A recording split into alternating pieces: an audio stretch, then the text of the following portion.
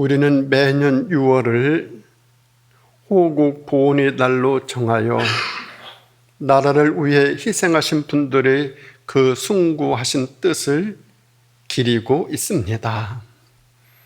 그분들의 그 헌신이 있었기에 지금 우리는 삼천리반도 금수강산에서 대한민국이라는 나라로 이렇게 너무나 잘 살아가고 있습니다.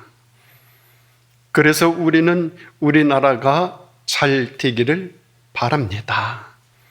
나라를 위해서 우리가 할 수 있는 일이 있다면 최선을 다하면서 살아가야 됩니다. 그 이유는 나라가 없이는 개인도 없습니다. 가정도 평안할 수 없습니다. 일터도 없습니다. 즉, 나라가 없이는 모든 미래 보장되어지지 않고 미래가 전혀 없습니다. 나라가 있어야만 다음이 있을 수 있습니다. 특별히 우리 예수를 믿는 사람들은 나라를 위해서 더 기도하고 나라를 사랑하는 것을 신앙의 과제로 생각하며 살아가는 그런 사람들입니다. 우리 믿음의 선진들이 그것을 가르쳐 주셨습니다.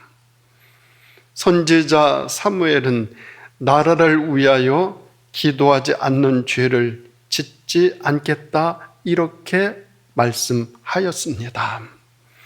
나라를 위해서 기도하고 나라를 사랑하는 것이 예수 믿는 사람들의 신앙의 본질이다라고 언급하고 있습니다.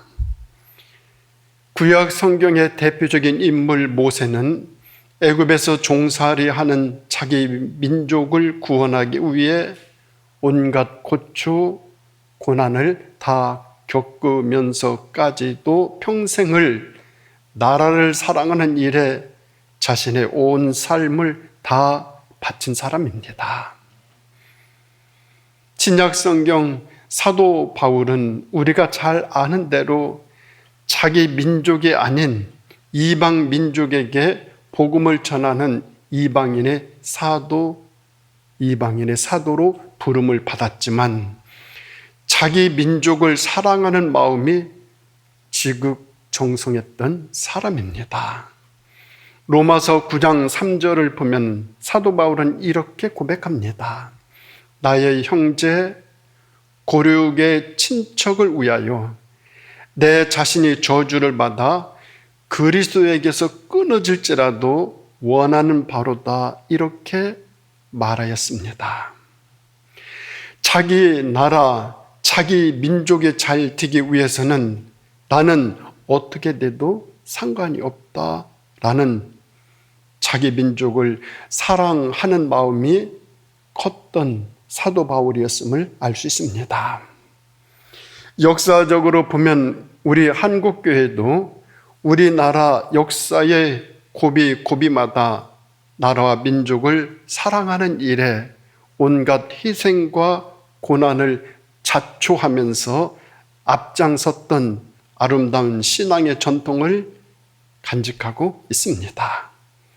그래서 기독교 신앙과 나라와 민족은 뗄래야 뗄 수 없는 불가분의 관계 속에 있습니다. 한마디로 말해서 예수 믿는 사람은 나라를 사랑하는 사람입니다. 나라를 사랑하지 않고 자기와 자기 가족만을 사랑하는 사람은 예수를 제대로 믿는 사람이 아니라 여길 수 있습니다. 우리 예수님께서 사역하실 때 그때가 언제인가 하면은 이스라엘이 로마의 식민지 통치 시대에 있었던 때입니다. 주권도 없고 아무 힘도 없었던 자기 나라, 세계 최고의 강국 로마의 식민지 밑에서 헐벗고 살아가는 그때 그 시절에 예수님이 이 세상에 오셨습니다. 목자 없는 양 같은 처지에 있는 자기 민족의 사람들을 보시고 불쌍하게 여기셨어요. 가여이 보셨어요. 너무너무 측은하였어요. 그래서 그들에게 다가가셔서 병도 고쳐주시고 배고픔도 해결하여 주시고 말씀으로 용기도 북돋워 주시고 그들의 죄의 문제도 풀어가게 하시면서 죄악으로부터 구원받는 구원의 문을 활짝 열어주셨어요. 즉 백성들을 위로하여 하늘의 소망으로 가득가득 채워주심으로 새 생명으로 인도받아 구원받게 하여 주시고 생명수를 마시게 함으로 영원히 목마르지 않게 하여 주셨습니다. 누가? 우리 예수님이요. 우리 예수님 가장 어렵고 힘들 때 신약, 구약, 신약 중간 지대가 있어요. 중간 시대가 있어요. 400년이 좀 넘어요. 구약과 신약 시대의 그 중간 암흑의 시대라고 그래요. 어둠의 시대라고 그래요. 그 어둠을 뚫고 혼란과 혼돈을 뚫고 평화의 왕으로 오셔서 자기의 백성들을 위하여 그 모든 모욕과 그 모든 수모와 그 모든 상처를 다 참고 견디시면서 빛을 전하셨어요. 발음을 말씀하셨어요. 옳음을 가르치셨어요. 하늘의 말씀을, 하늘의 복음을 이 땅에 설파하셨어요. 그리하면서 백성들을 위로하고 또 위로하고 또 위로해 주셨어요. 그런데 세상은 어떻겠습니까? 십자가로 죽음 내몰았습니다. 우리 예수님은 그 십자가에서 부활 승리하셨어요. 승천하시면서 우리에게 미래를 활짝 열어주셨어요. 그러므로 우리는 어둡고 힘들 때일수록 더 서로 위로하며 살아가야 됩니다. 이것이 진정 우리에게 보여주신 예수님의 뜻이십니다. 이 예수님의 뜻을 새기면서 지금 우리는 우리 민족이 겪고 있는 현 상황 속에서 우리가 무엇을 어떻게 해야 예수 믿는 사람인지 깊이 생각해야 할 신앙의 과제를 또 안고 있습니다. 지금 우리 사회를 보십시오. 극심한 미움, 이루 말할 수 없는 분열, 서로 깊은 갈등, 이루 말할 수 없는 큰 홍역을 치러내고 있습니다. 우리 사회가 사상과 이념과 진영과 지역과 계층으로 나누어서 반복하고 있습니다. 갈등의 골이 깊고 깊어져 백성들의 마음이 갈기갈기 찢어지고 있습니다. 사람들마다 끼리끼리 모이는 패거리를 만들어서 상대를 욕하고 공격하고 저주하고 이루 말할 수 없이 폐악질을 하고 있습니다. 정치권 이루 말할 수 없죠. 직장 안에서도 마음이 하나 되지 못하고 누가 무슨 생각을 하는지 전혀 알지 못해요. 그리고 생각과 이념의 차이도 너무 커요. 그 차이로 인하여 툭하면 서로 얼굴을 붉혀요. 싸움을 해요. 교회 안에서도 마찬가지예요. 심지어는 부부간에도 그래요. 부모와 자식 간에도 그래요. 형제 간에도 그래요. 이념적인 갈등이 있고 문제가 이루 바랄 수 없어요. 지금 우리 모두가 속마음을 이야기하지 못할 정도로 많은 곳에서 갈등의 골이 깊이 패어져 가고 있어요. 이 문제를 해결하지 않고서는 우리나라가 한 발자국도 앞으로 나갈 수 없을 것입니다. 오늘날 치열한 국가 간의 경쟁에서 살아나려면 먼저 국민들의 마음이 하나 되어 힘을 합치는 것, 이게 더 소중하죠. 찢겨지고 나눠져서는 다른 나라와의 경쟁에서 절대 이겨나갈 수 없는 것 너무나 자명스럽게 잘 알고 있습니다. 그래서 이 시대에 우리나라의 가장 큰 과제가 있다면 저는 화해입니다. 화해는 우리가 서로 함께 더불어 살아가는 상생입니다. 서로 소통하고 마음을 모으는 통합입니다. 경제발전 중요하죠. 기술개발도 중요해요. 그런데 그것보다 더 국민들의 마음이 하나 되는 것이 우선 시급하고 더 중요한 일입니다. 그러기 위해서는 어떻게 해야 되느냐? 위로하고, 서로 위로하고, 또 위로하고, 위로하면서 살아가야 돼요. 상처 주고, 아픔 주고, 고통 주고, 그래서는 안 되죠.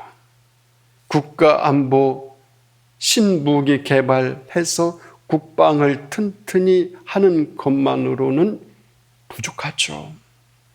국민들의 일치된 마음, 나라를 생각하는 하나된 마음이 최신 무기보다 훨씬 더 중요하죠. 나라를 지키는 초석이 되어지죠. 서로 배척하고 원수가 되고 진영으로 계속 나뉘어 나가게 된다라고 한다면 미래는 암흑, 암담, 그것이 기다리고 있을 것입니다. 지금은 서로 위로함으로 화해와 소통과 통합과 상생이 이 시대의 민족적 과제이며 우리의 화두가 꼭 되어야만 합니다. 그것이 우리가 나아가야 할 역사적인 사명입니다. 찢겨진 백성의 마음을 하나로 만들고 막혀진 이념, 사상의 벽을 넘어 소통을 이루는 것, 우리 민족의 과제 아니겠습니까? 이를 위해 우리는 어느 때보다도 더 기도해야 됩니다. 물론 다른 나라에도 분열과 사상과 이념의 갈등이 있습니다. 그러나 우리나라만큼 요란한 나라는 세계 어디에도 없습니다. 우리 사이의 이념과 사상의 갈등은 어제 오늘 생긴 것이 아니라 그 뿌리가 아주 오래된 것이다 라고 학자들은 말씀하고 있습니다. 그래서 그 근원을 찾아 올라가 보면은 일제시대까지 올라가요. 일제시대 많은 사람들이 독립운동하기 위해 만주 벌판을 누볐어요. 온갖 고생을 다 했어요. 그런데 어떤 사람들은 일제 정부에 달라붙어서 호의호식하며 지냈어요. 해방이 되었어요.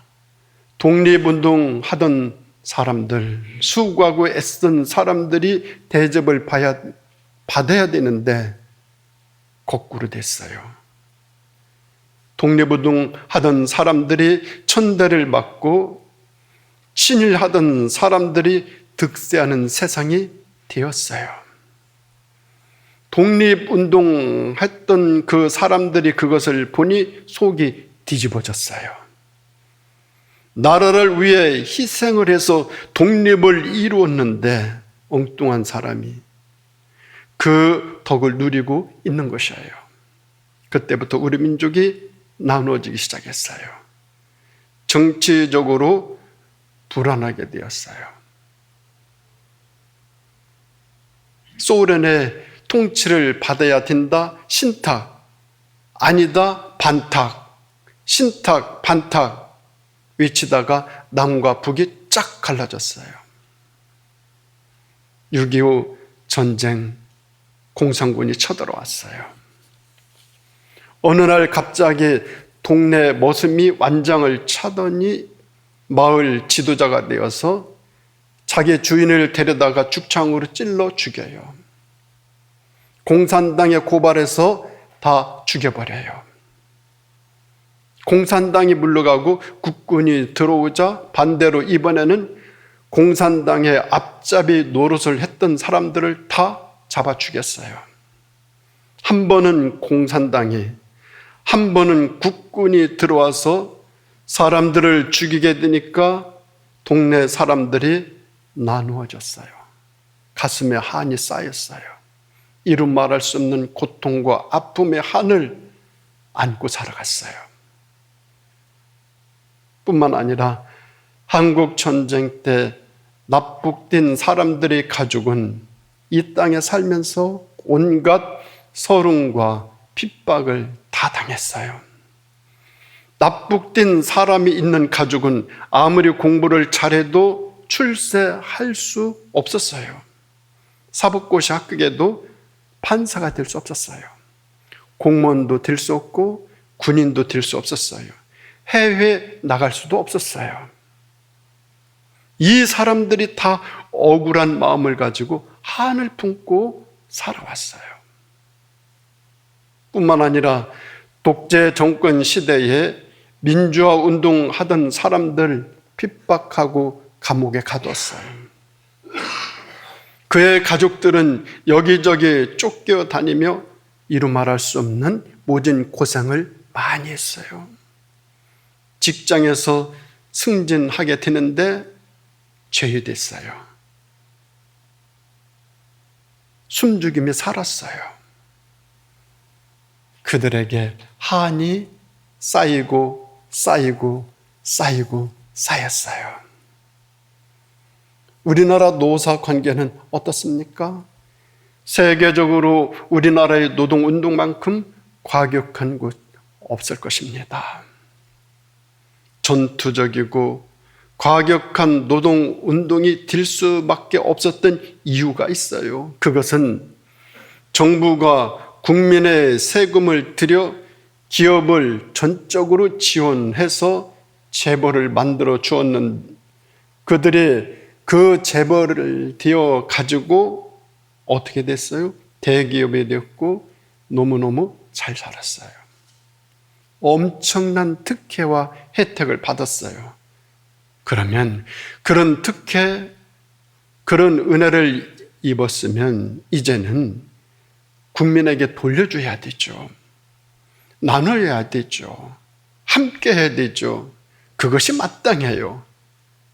그런데 자신들의 돈인 양 자식에게 물려줘요. 흥청망청 써요. 가난한 사람들이 자신들이 돈을 벌도록 희생한 노동자들을 나몰라라 내쳐버려요. 화가 날 수밖에 없었어요. 정부와 재벌이 이 문제를 해결해야 되죠. 그동안 이루 말할 수 없이 고생을 하면서 돈을 벌게 해줬는데 주인이 나를 몰라라 한다? 화날 수밖에 없죠. 노동자들의 가슴 속에 맺혀 있는 이 한, 이거 풀어줘야 되죠. 정말 우리 사회가 해결해야 할 여러 가지 문제 너무너무 많아요.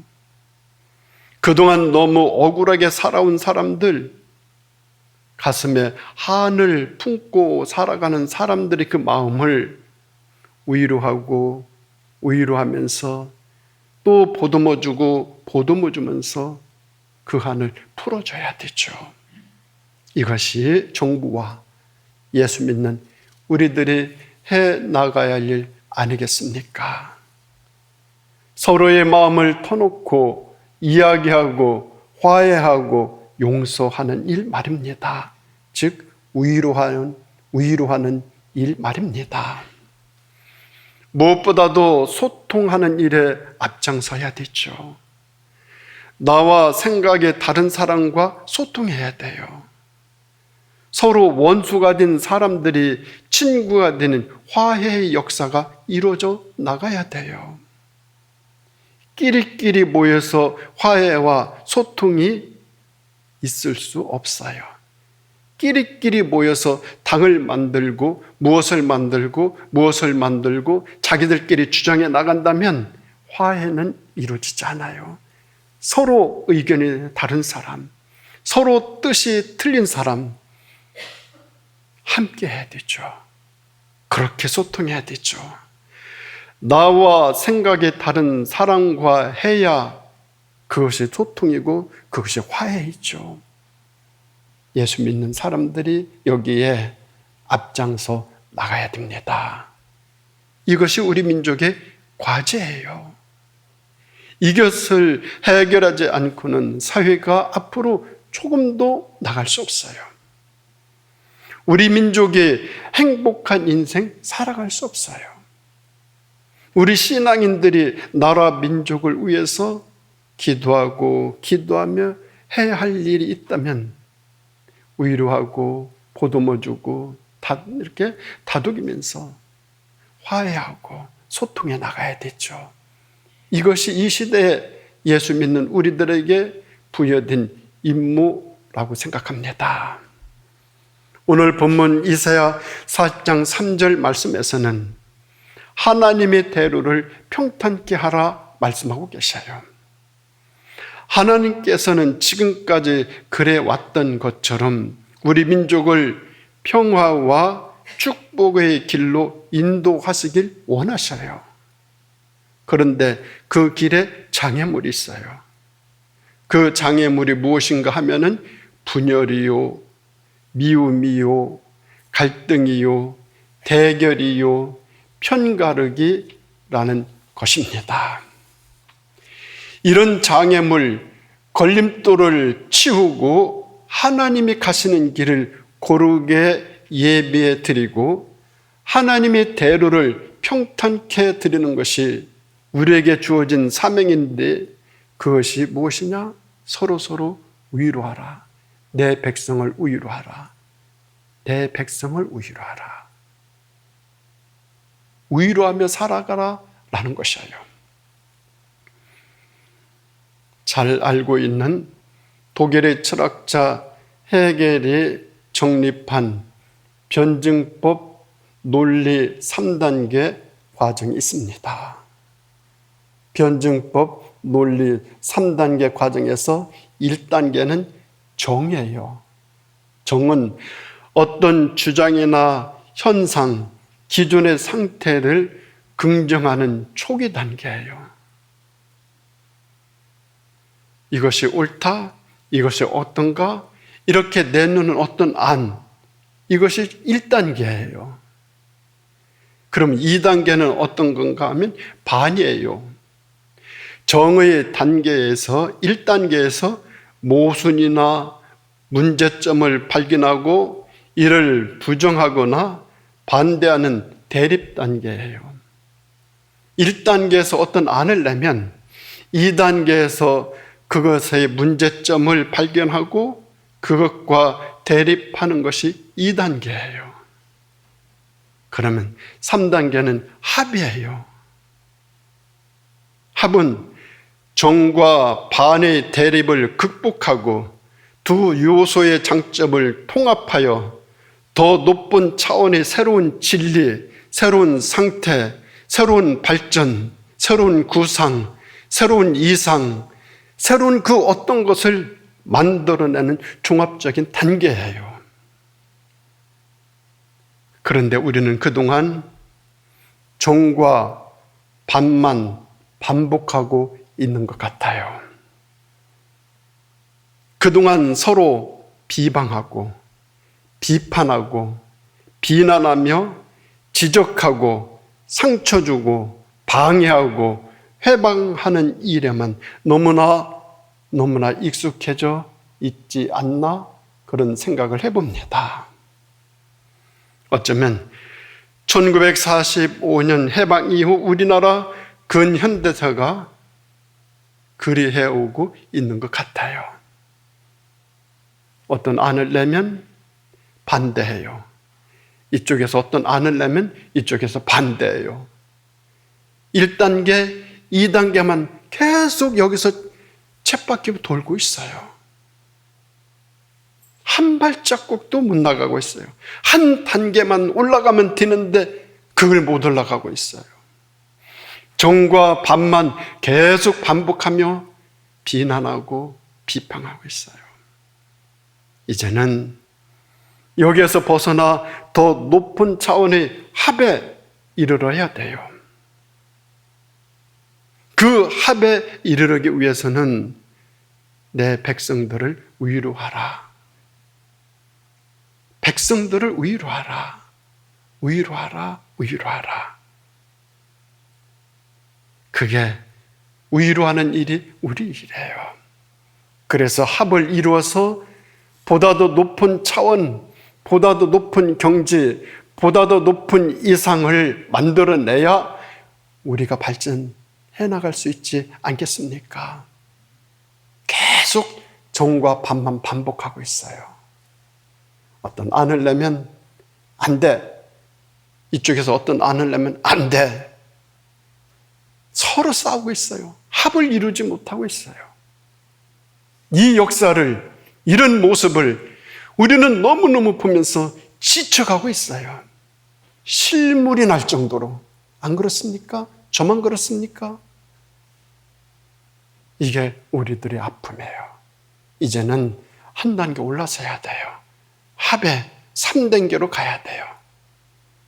그러기 위해서는 서로 위로하고 보듬어주고 다듬어줘야 돼요. 북돋아줘야 돼요. 화해를 이뤄나가야 되죠. 사랑하는 우리 성도 여러분, 우리 모두가 평화의 사도, 화해의 사도가 되어지실 수 있기를 바랍니다. 나와 생각과 이념이 다른 사람을 욕하고 배척하지 말고 그들을 위로하고 위로하면서 화해하고 소통해 나가는 삶이 그 삶의 폭이 넓어지고 더 높은 곳에 이르를 수 있고 더 아름다운 열매를 거두어 드릴 수 있어요. 그 일을 해 나가면서 너무너무 힘들고 어려운 일이 있더라도 참아가면서 십자가를 지는 고통과 아픔이 있을지언정 간에도 그렇더라도 그 길을 외면하거나 포기하거나 소외시키지 마시기 바랍니다.